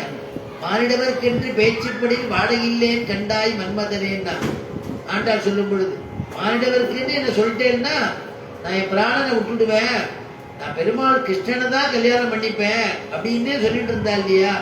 பிராட்டி பெருமாளுக்கு தானே. இதெல்லாம் லீலை. அதனால சீதையை வந்து விவாகம் பண்ணிக்கணும்னு எல்லாரும் வந்திருக்கா. பல தேசத்து ராஜாக்கள்லாம் ஒவ்வொருத்தரும் தூக்கி பார்க்கறா. அந்த தனுசு கிட்டக்க வந்த உடனே ஒருத்தன் தூக்கி பார்க்கறான், அசைக்க முடியல. பக்கத்தில் இருக்கிறவளை விசாரிக்கல, என்ன தனுசு இது? சிவதனுசு. சிவதனுசு நான் தொடர்றது இல்லைப்பா, கை கூப்பிட்டு போறேன். கை கூப்பிட்டு போயிட்டான். யாராலையும் செய்ய முடியல, தனுசை தூக்க முடியல, நகர்த்த முடியல. அப்புறம் தான் ரொம்ப கவலை வந்துடுது ஜனகருக்கு. ஆகா, ஒரே ஒரு அற்புதமான இந்த சீதா தேவியை நமக்கு வந்து அவளை வந்து சரியான ஒரு பராக்கிரமம் உடையவருக்கு கொடுக்க முடியலையேன்னு ஒரு வருத்தம். ஏன்னா அவ விளையாடிட்டே இருந்த பொழுது இந்த சிவதனுசு கிட்ட விளையாடிட்டு இருந்த ஒரு பால், பந்தாறு விரலின்னு சொல்றாள் இல்லையா ஆண்டாள், பால் தான் வச்சுட்டு இருந்தா. பந்து தூக்கி போட்டுன்னு விளையாடிட்டே இருக்கிறது ஜனகர் அனுஷ்டானம் பண்ணிட்டு இருந்தார். அது உடனே என்னாச்சு, இவர் பூஜை அறையில வச்சு இந்த சிவதனுசுக்கு பக்கத்துல போயிடுது. தூரக்கேந்து இவர் பார்த்துட்டு இருந்தார். நம்ம போய் எடுத்து கொடுக்கலாம் அப்படின்னு நினைச்சிட்டு இருக்கிறதுக்குள்ள அவள் சீதா அனாயாசமா அப்படியே இடத்துக்கு யாராவது நினைச்சிட்டு அந்த பால் எடுத்துட்டாலும். அதை பார்த்துட்டு இவர் இவ்வளவு பெரிய ஒரு தெய்வ குழந்தைன்னு தெரியும் அவருக்கு. ஜனகருக்கே தெரியும் தெய்வ குழந்தைவ அப்படின்னு. ஏன்னா தான் இருக்கிற இடத்த காண்பிச்சு அவளை வந்து சுவீகரிக்கும்படியா பெருமாள் பண்ணினார். யாகசாலை ஜனகருடையதான யாக பூமி. இந்த யாக பூமியை உழும் பொழுது, அந்த கலப்பையை கொண்டு உழும் பொழுது அங்கு கிடந்தவள் தான், அங்க கிடைச்சவள் தான் ஆச்சரியமான சீதை. அதனாலதான் ஆஞ்சநேயர் என்ன பண்றார், விராட்டியை தேடிட்டே இருக்கும்போது விராட்டி கிடைக்கல. விராட்டி எங்க தேடியும் கிடைக்கலையே அப்படிங்கும் பொழுது ஆஞ்சநேயன் வந்து நம்ம புறப்படுறச்சே சூரியனுக்கு ஒரு நமஸ்காரத்தை தெரிவிச்சுட்டோம். ச சூர்யாய மகேந்திராய பவனாய ஸ்வயம்புவே. பவனாய எங்க அப்பாவுக்கு வாயு தேவனுக்கு ஒரு நமஸ்காரத்தை தெரிவிச்சுட்டோம். எல்லாருக்கும் ஒரு நமஸ்காரத்தை தெரிவிச்சுட்டோமே. ஆனா நாம வந்து எல்லாருக்கும் தெரிவிச்சுட்டோம், பெருமாளுக்கும் பிராட்டிக்கும் மகாலட்சுமிக்கும் பெருமாளுக்கும் தனியாக ஒரு உபச்சாரமோ நமஸ்காரத்தை தெரிவிச்சுக்கலையேன்னு தோணித்தான். அதனாலதான் கிடைக்கலையோ என்னமோ, சீதா பிராட்டி இருக்கிற இடம் தெரியலையே அப்படின்னு அவரு மனசை வந்து வருத்தப்பட்டு உட்கார்ந்துட்டாராம். நான் சீதை கிடைக்கலன்னு போய் நான் ராமனிடத்துல போய் நான் எப்படி சொல்லுவேன்? சீதை கிடைக்கலன்னு ராமனிடத்துல சொன்னேன்னா ராமன் பிராணனை விட்டுடுவார். ராமன் பிராணனை விட்டாச்சு அப்படின்னா இளைய பெருமாள் பக்கத்தில் இருக்கிறவர் அவர் உயிர் தரிக்க மாட்டார். இளைய பெருமாளை விட்டுட்டார், பிராணனை விட்டாச்சுன்னா ஊர்ல இருக்கக்கூடிய பரத சத்ருகுணன் பிராணனை விட்டுடுவார். இவன் ராஜாக்கள் எல்லாமே பிராணனை விட்டுட்டான்னா அயோத்தியில இருக்கிறவாள் பிராணனை விட்டுடுவாளே. ராமன் மேல அவ்வளவு பேரும் உயிர் வச்சிருக்காளே, உயிரையே வச்சிருக்காளே ராமன் இடத்துல அப்படின்னா நம்ம ஒருத்தரால இத்தனை பேரும் போயிடுவாளே அப்படின்னு அனுமாருக்கு பயம் வந்து விட்டோம். அப்பதான் கை கூப்பிட்டு விராட்டிய வந்து ஸ்தோத்திரம் பண்ற. நமோ ராமாய சலக்ஷ்மணாய, நமோஸ்து ராமாய சலக்ஷ்மணாய தேவியை சதஸ்யை. கைய கூப்பிண்டார், கண்ணை மூடிண்டார், அப்படியே நினைச்சுக்கிறார். நமோஸ்து ராமாய, ராமனுக்கும் சீதைக்கும் ஒரு நமஸ்காரம், அங்க இருக்கக்கூடிய துவாரபாலகருக்கு ஒரு நமஸ்காரம். சீதா பிராட்டிகிட்ட பிரார்த்திச்சுக்கிறாரா. என்ன பிரார்த்திச்சுட்டாரா ஆஞ்சநேயர்? ஜனகருக்கு எப்படி நீங்க இருக்கிற இடத்தை காண்பிச்சு கொடுத்து நீங்க ஜனகரிடத்துல போனேளோ அந்த மாதிரி சீதம்மா எங்க இருக்குன்னு, நீங்க எங்க இருக்கேன்னு தெரியல, என் சக்தியினாலும் நான் உன்னை கண்டுபிடிச்சிட முடியும், உங்களை கண்டுபிடிச்சுடலாம்னு நினைச்சிட்டு இருந்தேன். இப்ப என்னுடைய சக்தி பிரயோஜனம் இல்லைன்னு தெரிஞ்சு கொடுத்து, அதனால உங்களுடைய அனுகிரகம் எனக்கு வேணும், நீங்க இருக்கிற இடத்துல எனக்கு காண்பிச்சு கொடுங்கோன்னு பிரார்த்திச்சுட்டாராம். அதனால என்ன பண்ணா பிராட்டி அந்த பிரார்த்தனை முடிச்சுட்டு அவர் கண்ணை, ஆஞ்சநேயன் கண்ணை திறந்த உடனே அம்மட்டிலும் அவருக்கு ஞாபகம் வராத இடம் தெரிஞ்சுதான். சிஞ்சுபா விருட்சம் தெரிஞ்சுதான், அசோக வனத்தில் இருக்கக்கூடிய சிஞ்சுபா விருட்சம் தெரிஞ்சுதான். சிச்சுபா விருட்சத்தினுடைய கீழே ஏகவேணி தரையாக எழுந்திருக்கக்கூடிய சீதை தெரிஞ்சாலும் அப்புறம் தான் போனார் அப்படின்னு ராமாயணத்துல சீதை இருக்கிற இடத்தை தேடி போறார். அப்புறம் தான் ராவண வரான்னு மேற்கொண்டு சரித்திரம் போறது. எதுக்கு சொல்ல வரேன்னா, சீதை அப்படி கிடைச்சவள், பூமியிலேருந்து கிடைச்சவள் அந்த சீதை. அதனால இந்த சீதை என்ன பண்ணினாலும் அந்த பந்தை எடுக்கிறதே அலட்சியமா அனாயாசமா அந்த தனுஷை தள்ளிட்டு எடுத்ததுனால, இந்த தனுஷை யாரோத்தன் வந்து தனுஷை தூக்கி நான் ஏற்றுகிறானோ அவன் தான் பராக்கிரமசாலி, அவனுக்கு என்னுடைய பெண்ணை கொடுக்கணும்னு வீரிய சுருக்கம்னு பேர், அதுக்கு பேர். அப்படி கொண்டு வச்சுட்டாரு. எல்லாரும் சிவதனுஷ தொட்டு கும்பிட்டு போறான். சிவதனுஷ நான் எடுத்து நான் ஏற்ற மாட்டேங்கிறான், இது பூஜை எது நான் எடுக்க மாட்டேங்கிறான், ஒருத்தர் இன்னொரு காரணம் சொல்லிட்டு போறான். முடியாதுங்கிறதுக்கு பல காரணம். உடனே அப்ப ரொம்ப வருத்தப்பட்ட ஜனகர், நம்ம பொண்ணுக்கு கல்யாணம் ஆகுமா என்னன்னு தெரியலையே, இந்த பராக்கிரமத்தை நாம வந்து பராக்கிரமசாலி யாருன்னு தேர்ந்தெடுத்துட்டோமே, இத்தனை பெரிய கத்திரியாள்லாம் இவ்வளவு பேர் வந்திருக்காளே, ஒத்தனையுமே இதுக்கு அதிகாரி இல்லையா, யாருமே வந்து இது நாணியேற்ற முடியாதா, தனுஷத்து யாருமே இல்லையான்னு பார்த்துட்டே மனசுல சஞ்சலப்பட்டுன்னு இப்படி பாக்குறாரு. பார்க்கும்போது பார்த்தா விஸ்வாமித்திரர் தெரியற. விஸ்வாமித்திரத்துக்கு பக்கத்துல 2 குழந்தைகள், நாம லட்சுமணாள். விஸ்வாமித்திரர் கிட்டக்க போனார். அவரை பார்த்து கேட்கிறார், யார் இந்த குழந்தைகள்? இமௌ குமாரோ பத்ரந்தே தேவதுல்ய பராக்கிரமௌ, இமௌ குமாரோ பத்ரந்தே தேவதுல்ய பராக்கிரமௌ கஜ சிம்ம கதி வீரவு சார்தூல விஷபோபமௌ, இமௌ குமாரோ பத்ரந்தே. இந்த குமாரர்கள் யாரு? ஜனக மகாராஜா என்ன கேட்டாரோ, சுமதி மகாராஜா என்ன கேட்டாரோ அதே தான் இவர் கேட்கிறார். சுமதினு ஒரு மகாராஜா விஸ்வாமித்திரர் இதே ஸ்லோகத்தை இதே தான் கேட்டார். ஏன் வேற ஸ்லோகம் மாத்தி கேட்கக்கூடாதா, மாத்தி பதம் போடக்கூடாதான்னா, நீ ராமாயணம் எழுதும் பொழுது என்னென்ன நடந்ததோ ரகசியம், ரகசிய கிருதானாம் பிரகாச கிருதானாம், எது வந்து பளிச்சுன்னு தெரியறதோ, எது ரகசியமா இருக்கோ எல்லாம் உன்னுடைய மனசுல தென்படும், அப்படியே எழுதுன்னுட்டார் வால்மீகிய. அதனால அப்படியே எழுதியிருக்கார். அதனால சுமதி என்ன கேட்டாரோ அதே கேள்வியை தான் ஜனகர் கேட்கிறாரோ. இமௌ குமாரோ பத்ரந்தே. இந்த குழந்தைகள் யாருன்னு கேட்கணும். கேட்கறதுக்குள்ள இந்த குழந்தைகளை பார்த்தா ஆசீர்வாதம் பண்ணும் போல தோன்றதுதான். பத்ரந்தே, மங்களம் உண்டாகட்டும். நம்மளே வெளில போறதே குழந்தை வெளில போச்சுன்னா பத்ரண்டா, சம்ஸ்கிருத பதம் அது, பத்திரமா போயிட்டு வா அப்படிங்கிறோம். ஜாக்கிரதைன்னு நம்ம சொல்றோம்னு நினைச்சிட்டு இருக்கோம். பத்திரம்னா மங்களம் உண்டாகட்டும்னு அர்த்தம் இல்லையா? திட்டும் போது கூட அந்த காலத்துலலாம் ஆசீர்வாதம் மாதிரி திட்டுவா. அதனால இது வந்து பத்ரந்தேன்னா பத்ரன்னா மங்களத்தை கொடுக்குறது, நீங்க க்ஷேமமா இருக்கணுங்கிறாராம். இமௌ குமாரோ பத்ரந்தே தேவதுல்ய பராக்கிரமௌ கஜ சிம்ம கதி வீரௌ சார்தூல விஷபோபமௌ. அப்பா இந்த குழந்தைகள் யாரு சுவாமி? பத்ரந்தே, இவாளை பார்த்தா தேவர்கள் போல இருக்கே. தேவதுல்ய பராக்கிரமோ, இவா நடந்து வச்சே பார்த்தேனே, யானைகள் எப்படி கம்பீரமா இருக்குமோ, அந்த யானையை பார்த்தா நடந்து வரத்தை பார்த்தா எல்லாரும் எப்படி பார்ப்பாளோ அந்த மாதிரி ஆக்கர்ஷிக்கக்கூடிய சக்தி உள்ள தேஜஸ் உள்ளவளா இந்த குழந்தைகள் தெரியறதே. யார் இந்த குழந்தைகள்? கஜ சிம்ம கதி வீரவு, சிம்மத்தை போல ஒரு நட, அவர் பேசத்தை பார்த்தா சிம்மம் கர்ச்சிக்கிற மாதிரி இருக்கு, புளிய போல பாஞ்சி பாஞ்சி வரக்கூடிய ஒரு அழகு. கஜ சிம்ம கதி வீரவு சார்தூல விஷபோபமோ, சார்தூல விஷபோபமோ. விஷபம்னா ஒரு மேனாமணிப்பு, விஷபம்னா இந்த காளமாடு ஒரு அலட்சியமா இருக்கும், அது முட்டை போது நம்ம பயந்துட்டே பக்கத்துல போவான், அது வந்து சட்டை பண்ணாம அலட்சியமா போயிட்டு இருக்கும் அது. அதனால அந்த மாதிரி ஒரு பெரும்பாலும் அந்த 2 பேரையும் பார்த்தா அப்படி அலட்சியமா இருக்கக்கூடிய ஒரு முகபாவனை தெரியறதே, ஒரு கீர்த்திமானா தெரியறதே, பல பராக்கிரமம் தெரியறதே.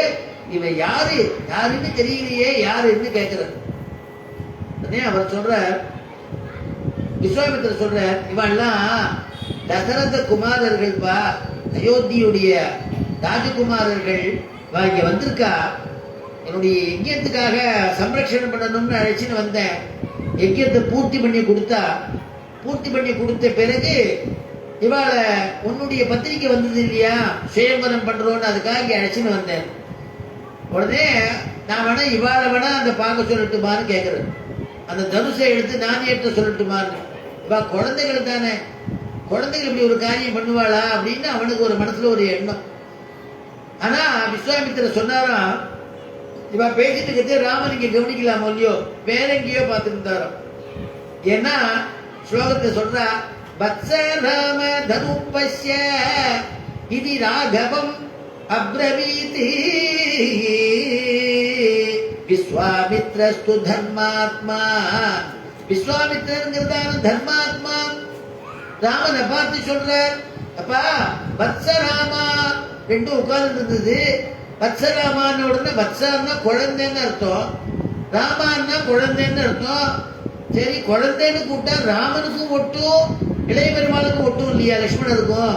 2 பேரும் 2 வருஷம் கழிச்சு அடுத்த குழந்தை பிறந்தது. ராமன் முதல்ல அவதாரம் பண்ணியிருக்கான் மறுநாள் புஷ்யே ஜாதஸ்து பரதா. ஆச்சரியமான பரம பாகவதான பரத ஆழ்வான் அடுத்த நாள் அவதாரம் பண்றான். அதுக்கு அடுத்த நாள் யாருன்னா சத்ருகுணாள். சத்ருகுணாள் பரத சத்ருகுணர்கள் சொல்றோம் இல்லையா. முதல் நாள் ராமன் சக்கரவர்த்தி திருமகன், 2வது நாள் பரதாழ்வான், 3வது நாள் இளைய பெருமாள் லட்சுமணன் சத்ருகுணர்கள் 2 பேரும் பிறந்தா. ஒரு நாள் தான் நடுவில் கேப்பு. அப்படி இருக்கிறச்சே அந்த குழந்தைங்கிற அவனும் குழந்தையா தானே இருப்பான். இந்த பதம் ஒட்டும் இல்லையோ. அதனால குழந்தைன்னு உடனே அந்த இளைய பெருமாள் லட்சுமணன் டக்குன்னு எழுந்துட்டாரோ. அவன் ஆதிசேஷன் அவதாரமா சொல்லியோ திருட்டுன்னு எழுந்துட்டாரோ. எடுத்த உடனே விஸ்வாமித்திரன், நீ எழுந்து தப்பாச்சேப்பா, நீ எதுக்கு எழுந்துக்கிற அப்படின்னு சபையில டக்குன்னு சொன்னா போச்சுப்பன் சொல்ல முடியாது. உடனே அவர் இங்கீதமா சொன்னாரா, இங்கீதஞாச்ச கோசலஹான்னு ஒரு பதம் போடுறாரு வால்மீகி. அயோத்தியில இருக்கக்கூடிய கோசல தேசத்தில் இருக்கக்கூடிய வாழ இங்கிதமா பண்ணினாலே புரிஞ்சுப்பாள, இங்கித சங்கிய பண்ணா புரிஞ்சு விட்டுருவாள், எடுத்து சொல்லுங்கிற அவசியம் இல்லையா. உடனே விஸ்வாமித்திரர் சொல்ற, ராமஹா ராமதனு பஸ்ய வத்சா ராமதனு பஸ்ய. வத்சா குழந்தா எழுந்து விட்டான். அதனால அவனை கூட்டான். எப்படியும் இளைய பெருமாள் கூட்டாரா. வத்சா ராமதனுகு பஸ்ய. ராமனுடைய தனுசு பார்த்தா போரும்னாராம். ஏன்னா அவன் எழுந்து நானே எடுத்து கிளம்பிட்டாங்க, உடனே உட்காந்துட்டான்னு ஒரு அர்த்தம். சேர்த்தே வத்சராமா தனு உப்பஸ்ய. வத்சராமா வத்சா குழந்தாய் ராமா, அந்த தனுச பாரு அப்படின்னு அர்த்தம் பண்றான். எப்படியோ ஒண்ணு அந்த அர்த்தம் பண்ணா ஏன் அந்த அர்த்தம் பண்ணினாங்கிறத வியாக்கியானத்துல எடுக்கிறா. அந்த சமயத்துல ராமன் வேற எங்கேயோ பார்த்துட்டு இருந்தார். எங்க பாப்பா இல்லையா, எங்க பாப்பான்னா சீதாயை பார்த்துருந்தானா. சீதை கையில ஒரு பால் வச்சிருந்தாள், பந்து வச்சிருந்தாள். அந்த பந்து வச்சு விளையாடி இருந்தாளா. அவதான் சுயம்பரத்துக்கு அவளைதான் உட்காந்து வச்சிருக்கா. எல்லாரும் அவளைதான் பாப்பா. எந்த பொண்ணை வச்சிருக்கா, வீதி சூக்கம் பண்ண எந்த பொண்ணை அடைய முடியுங்கிறத எல்லாரும் பாப்பா. ராமனும் அப்படியே கடாட்சம் பண்ணிட்டு இருக்கா. சீத்தை விளையாடிட்டு இருக்கா, விளையாட்டை ரசிச்சுட்டு இருக்கான் போல இருக்கு. அதனாலதான் கூப்பிடுறாரு, வத்சராமா தனு பஸ்ய, எங்கேயோ பார்த்துட்டு இருக்கிய தனுச பாரு அப்படின்னு கூப்பிடுறாரு இல்லையா. அப்ப சீதா பிராட்டி விளையாடிட்டு இருக்காளாம். விளையாடுறத ராமன் அண்ணனும் நோக்கினான் அவளும் நோக்கினான். கம்பன் அனுபவிக்கிறான் இல்லையா. வரும்பொழுதே நினைச்சாலாம், அண்ணனும் நோக்கினான். எதேச்சியா யாதிச்சிகமா அப்படியே பார்த்தாராம். மாட மாளிகை ரொம்ப நன்னா இருக்கு, கூட கோபுரங்கள் நன்னா இருக்கு. அட பொம்மை எல்லாம் வச்சிருக்காளே கோபுரத்துல, அட பாவை எல்லாம் இருக்கே அப்படின்னு நினைச்சுட்டே இருக்கிறது. பாவை இருக்கே, இவ்வளவு அழகா இருக்கே, சுந்தரமா இருக்கே, இந்த பாவையே இவ்வளவு அழகா இருக்கே நினைக்கும் போது பார்த்தா அந்த பாவைக்கு கண் அப்படி அசைஞ்சுதான். யாருன்னு பார்த்தா அப்புறம் பாவை இல்ல, சீதை. உடனே ராமன் ஸ்டெடி ஆயிட்டார். சரி, திருப்பி நேரம் வந்துட்டார். அப்படின்னா என்ன அர்த்தம்னா, அண்ணனும் நோக்கினார் அவளும் நோக்கினார். அதனால இந்த ராமன் அயோத்தி ராமன் தெரிஞ்சு விட்டா. இந்த ராமனே இந்த ஜோடிகள்லாம் நடிச்சுக்கிறாளா. இந்த ராமன் இவ்வளவு சொரூபம் இவ்வளவு அழகா இருக்கானே, விஷயத்தையும் கிடைச்சிட்டா பரவாயில்லையே, அவள்லாம் நடிச்சுக்கிறாள். அதனால இப்படி 2 பேரும் அப்படி இங்க போகும் பொழுது இந்த பால விளையாடிட்டு இருக்காளாம் சீதை. இந்த பால்ல ஒரு மாயை இருக்கு. அந்த மாயையே ராமன் கவனிச்சுட்டு இருக்கான். அந்த பால கையில வச்சுட்டு இருந்தாளா பந்த. அந்த பந்தை அப்படி மேல போடும் பொழுது, அந்த பந்து மேல போகும் பொழுது என்ன ஆச்சா, கண்ணங்கரையிருந்து மாறித்தான், கருப்பா போச்சான் பால். சரி, அவ கையால கேட்ச் பண்ணும்போது எப்படி இருந்ததுன்னா செக்கச்சவேன்னு இருந்துதான். சரி, அது கீழே போட்டு அப்படி அடிச்சா, கீழே போறச்சே பார்த்தாக்கா அது வெள்ளை வெள்ளையன்னு ஆச்சா அந்த பால். என்னடா அது மாயி பாலா, என்ன இப்படி ஆகிட்டு ராமன் பார்த்துட்டு இருக்கான். வியாக்கியாதாக்கள்லாம் எழுதுறா, அது வேறு பால் ஒரே நிறம்தான், பிடிச்சிருக்கவளுடையதான வடிவடுக்கு தகுந்த மாதிரி மாறுறதுன்னா. என்ன வடிவழகுன்னா அந்த பால கையில வச்சுட்டு இருக்கும் பொழுது சிகப்பா இருக்குங்கிறது அப்படி காரணம் என்னன்னா அவருடைய கை விரல்கள் செந்தாமரை கை. செந்தாமரை கை பெருமாளுக்கும் செந்தாமரை கை தான், தாயாருக்கும் செந்தாமரை கை. ஏன்னா குன்றமேந்தி குளிர்மழை காத்தவன் பெரியாழ்வார் அனுபவிக்கும் பொழுது அந்த பாசுரம் நம்மாழ்வார் அனுபவிச்சது. பெரியாழ்வார் சொல்லும் பொழுது படங்கள் பலவுமுடை பாம்பரையன் படல் பூமியை தாங்கி கிடப்பவன் போல் தடங்கை விரலைந்தும் மலர வைத்து தாமோதரன் தாங்கு தடவரைத்தான். தடங்கை விரலைந்தும் மலர வைத்து, அந்த தடங்கை விரலைந்தும் மலர வச்சு அந்த மலையை பிடிச்சாங்கிறார். அப்படி அனுபவிக்கிறார் இல்லையா, அந்த தாமரை போன்ற திருக்கையால். அதனால செந்தாமரை கை விரலைந்தும், அந்த விரலைந்தையும் அப்படி தூக்கி வைக்கிற மாதிரி இந்த மாதிரி தாயாருக்கு இந்த கையில செக்கச்சவேன்னு அந்த திருக்கை இருக்கிறதுனால பால் செக்கச்சவேன்னு இருக்கும். அந்த பந்தை மேல போடும் பொழுது என்னன்னா அந்த பந்து எங்க போறதுன்னு இப்படி கடாட்சிக்கிறாளாம். மையிட்ட கண்ணோட இருக்கிறதுனால பிராட்டி இந்த கண்ணுடைய மைய அந்த பாலை கருமை நிறமாக ஆக்குறதா கடாட்சத்தினால. குளிர கடாட்சிக்கிறாள் இல்லையா. சமஸ்த ஜனனீம் வந்தே சைதன்யஸ்தன்யதாயினீ சேயசீ ஸ்ரீனிவாசஸ்ய கருணாமிவ ரூபிணீ. சுவாமி தேசிகன் தயாசதகம்னு ஒரு கிரந்தம் பண்றார். சமஸ்த ஜனனீம் வந்தே சைதன்ய தன்ய பெருமாளுக்கு என்னென்ன எப்படி அவயவங்கள் பண்ணியிருக்காளோ தெரியாது. தாயாருக்கு கருணையே அவருடைய நேத்திரமாக, கருணையே திருமேனியாக இருக்கான். சமஸ்த ஜனனீம் வந்தே, அம்மாங்கிறவள் நமக்கு ஜீவன் வாழறதுக்கு பாலை கொடுப்பா. சரீரத்திலேருந்து பாலை கொடுத்து நமக்கு உபகாரம் பண்ணியிருக்கா. அதுக்கு பிரத்யுபகாரம் பண்ணவே முடியாது இந்த ஜென்மால. அப்ப இந்த தாயார் என்ன பண்ணா ஞானமாகிற பாலை கொடுக்கிறாளாம். சுவாமி தேசிகன் சாதிக்கிறார். அதனால சமஸ்த ஜனனீம் வந்தே சைதன்ய ஸ்தன்யதாயினீம் சேயசீம் சீனிவாசஸ்ய கருணாமிவ ரூபிணி. கருணையே சொரூபமாக கொண்டவள் அப்படின்னு வர்ணிச்சார் சுவாமி தேசிகன். அந்த மாதிரி அந்த கருணை எங்கேருந்து பிறக்கிறது? கண்கள்ல இருந்து பிறக்கிறது. அன்னைக்கு அனுபவிச்சோம் இல்லையா, தேவரீரால் அவ்விழி விழிக்க ஒண்ணாது கான் அப்படின்னு பட்டர் சொல்றாருன்னு அனுபவிச்சோம் இல்லையா. அதனால தாயாருடைய விழிக்கு சமம் பெருமாளுடைய விழி கூட சரியா வராது. தாயாருடைய விழி அவ்வளவு மகிமை ஜாஸ்தி, கருணா கடாட்சம் ஜாஸ்தி. அந்த மையிட்ட கண்ணால பார்த்த உடனே அந்த பால் கருப்பா போயிடுதான். சரி, கீழே பழனாலே வெள்ளையாச்சேன்னா தாயாருடைய நகங்கள்லாம் வெள்ளை வெள்ளேன்னு இருக்கான். பளிச்சு பளிச்சு இந்த கண்ணை நம்ம கண் பூசுற மாதிரி இருக்கான். அதனால தாயாருடையதான அந்த அந்த அந்த வெளுப்புனால பால் தான் வெளுத்து போயிட்டான். கீழே போனா வெள்ளையா தெரியறதான்.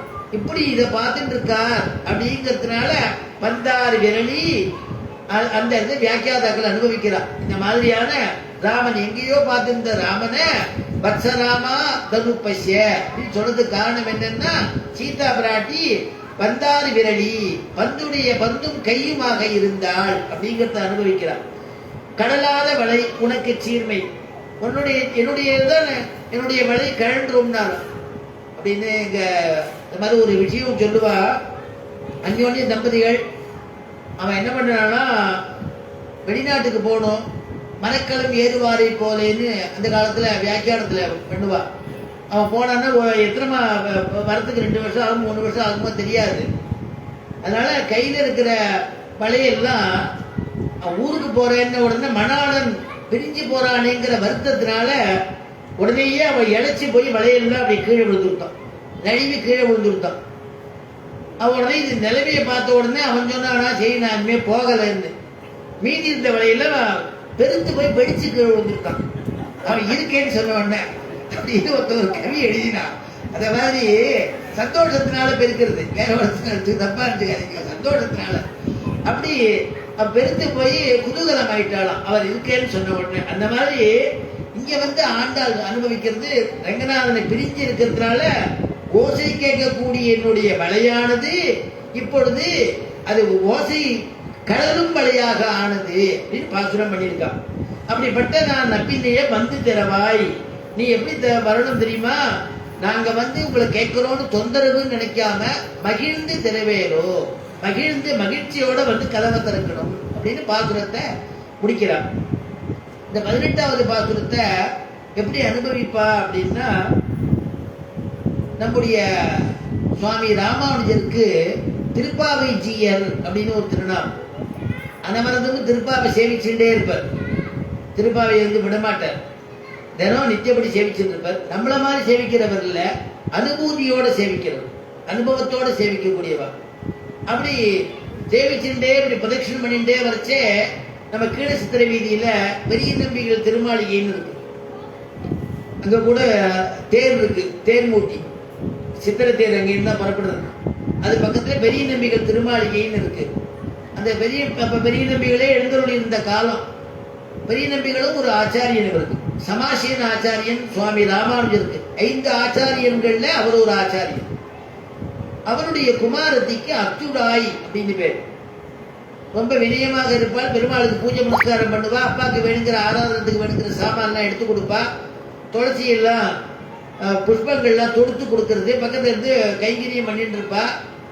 எப்பொழுதுமே மங்களகரமான மங்கள திரவியங்களை தான் பூசிட்டு இருப்பா. சின்ன குழந்தை பாவாடை சட்டை போட்டுட்டு தலையை நன்னா பின்னி வாரிண்டு அதுல ஒரு சுகந்தமான மலர்களை வச்சுட்டு நெத்திச்சூடி எல்லாம் வச்சுட்டு திலகம் விட்டுண்டு மங்கள தேவதை காலில் தோடெல்லாம் போட்டுட்டு கை நிறைய வளையல் போட்டுட்டு மார்பிள் நெக்லஸு என்னென்ன ஆபரணங்கள் இருக்குமோ அதெல்லாம் போட்டுட்டு எப்பொழுதுமே நம்ம குழந்தைகள்லாம் இருப்பா இல்லையா, வைஷ்ணவ குழந்தைகள். நம்ம அதுல ஆண்டாள் மாதிரி இருக்காங்கிறோம்.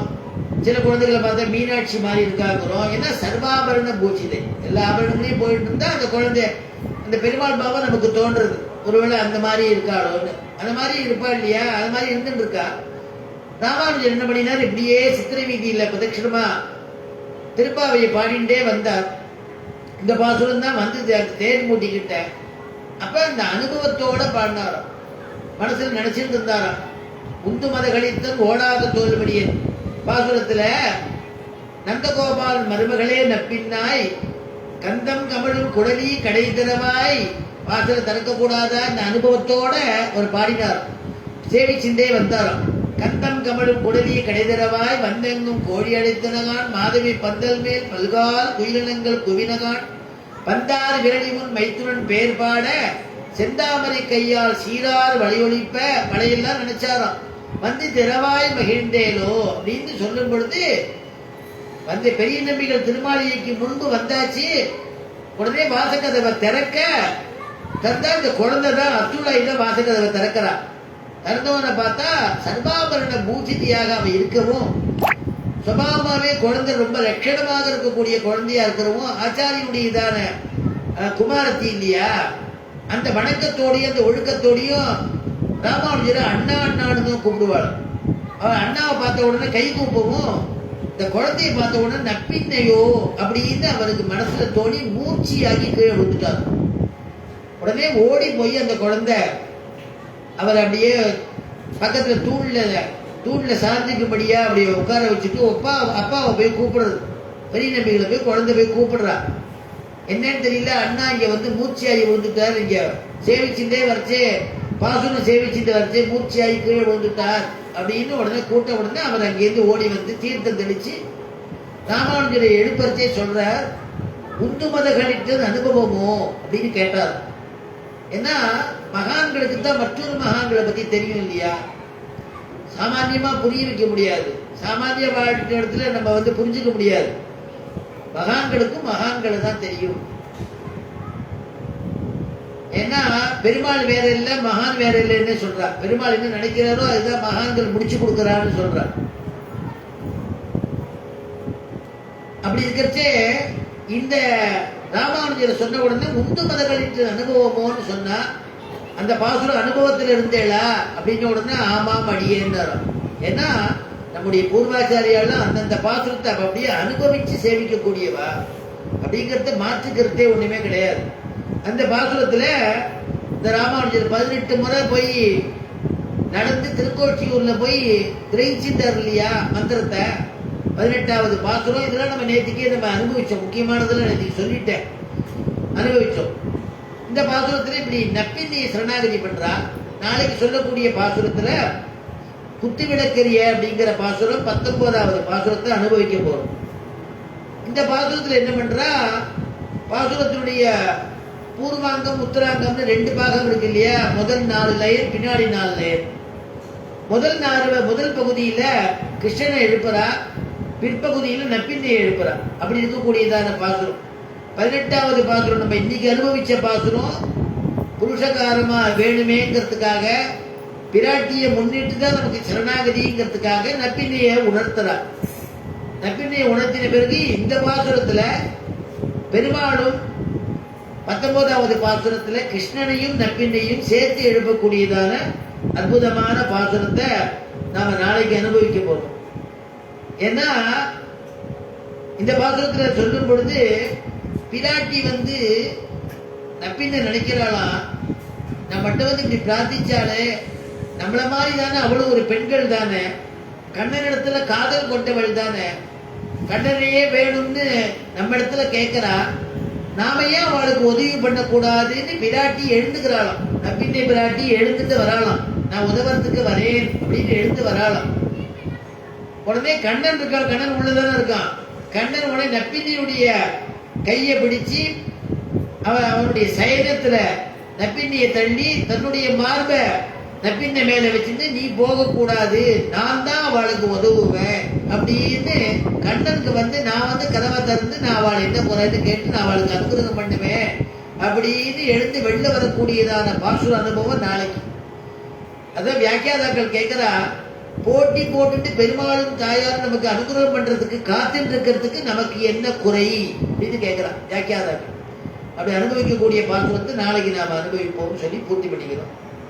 நன்மையும் செல்வமும் நாடும் நல்குமே, தின்மையும் பாவமும் சிதைந்து தேயுமே, சென்மமும் மரணமும் இன்றி தீருமே, இம்மையே ராமா என்ற 2 எழுத்தினாள் மங்களம் கோசலேந்திராய மகனீய குணாத்யயே சக்கரவர்த்தி தனூஜாய சார்வபௌமாய மங்களம் ஸ்ரீமத்யை விஷ்ணு சித்தார்ய மனோநந்தன கேதவே நந்தநந்தன சுந்தரியை கோதாயை நித்யமங்களம். யஸ்மாதேவ மயா சர்வம் சாஸ்திரமக்ராஹினான்யதः தஸ்மை வேங்கடநாதாய அமநாதாய மங்களம். ஸ்வஸ்தி பிரஜாभ्यः பரிபாலயந்தாம் न्याय्येन मार्गेण महीम् महीषाः गोब्राह्मणेभ्यः शुभमस्तु नित्यं. लोकाः समस्ताः सुखिनो भवन्तु.